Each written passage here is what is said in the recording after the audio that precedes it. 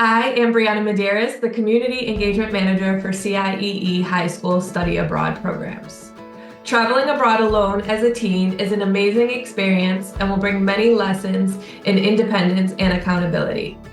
I am joined by Janine Etal, Vice President of Pre-College Program Operations, to highlight a couple of things you should discuss as a family prior to your teen's departure. Thank you for joining me, Janine. Hi, Brianna. Thank you for having me here to share with you how we at CIE work towards keeping our children safe and happy. It is our first priority and of utmost importance to us to ensure that we offer them a successful program and have an unforgettable lifetime experience, which is what we really all want. So in order to achieve our goals, CIE has created clearly established program rules that are grounded in supporting our participants to care for themselves, care for others, and care for the community that they are in. CIE High School Abroad programs encourage the development of the whole person. So when a participant makes choices to exhibit behaviors that are incongruent to our program rules, CIE implements restorative strategies to engage the participant in a discussion about their behavior and or actions, how it impacted others, how it impacted themselves. What do they need to change their behavior? How would they like us to hold them accountable for their actions? Is that the next? You don't have a question now? No? I do. I'm just trying to see, because you covered some of it. So I'll just ask. So how do CIEE programs think about accountability while on program? So CIE High School Abroad programs encourage the development of the whole person.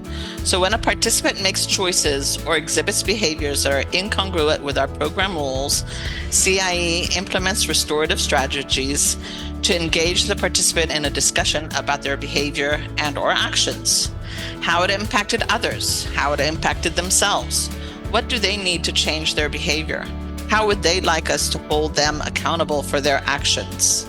And so if an accountability or discipline concern does come up with a student on program, how will that be managed?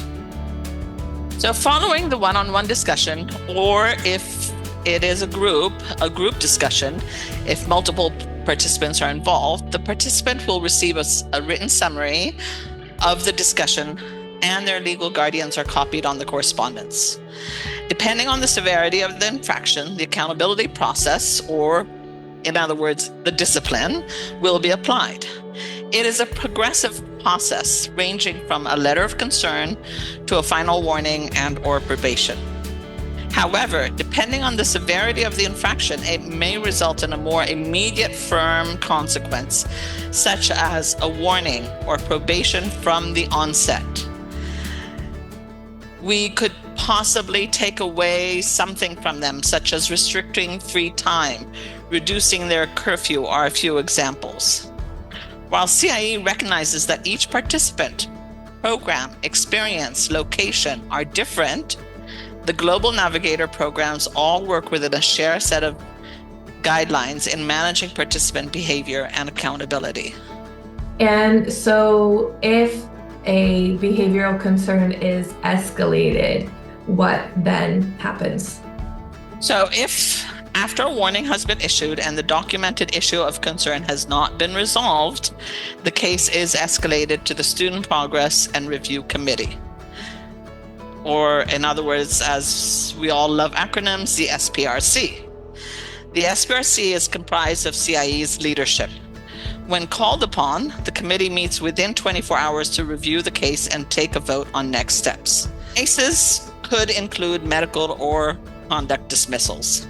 If a dismissal is being considered, the participant and their legal guardians are informed in advance, and the participant is given 24 hours to prepare a written statement in their defense to be shared with the SPRC. The SPRC decisions are never made lightly, and they ensure that due diligence was applied to every case before a vote is taken. Finally, a decision to dismiss a participant has to have a unanimous vote, and the SPRC decision is a final decision, cannot be appealed. And so what can parents and guardians do to support students' behavior while their child is in another country? We strongly encourage that you review and discuss the program rules and the code of conduct with your child before they travel. They can be found in the terms and conditions in the Know Before You Go. The code of conduct is also an important document to review because it's the basis of the behavior that we are expecting that they apply when they are on program. Secondly, if you are copied on a disciplinary notification that is sent to your child, reach out to them to discuss it and ensure that they are aware of the consequences of that continued behavior. CIE asks you reinforce the need to comply with the expectations laid out in the warning probation in order to avoid escalating the case to the SPRC.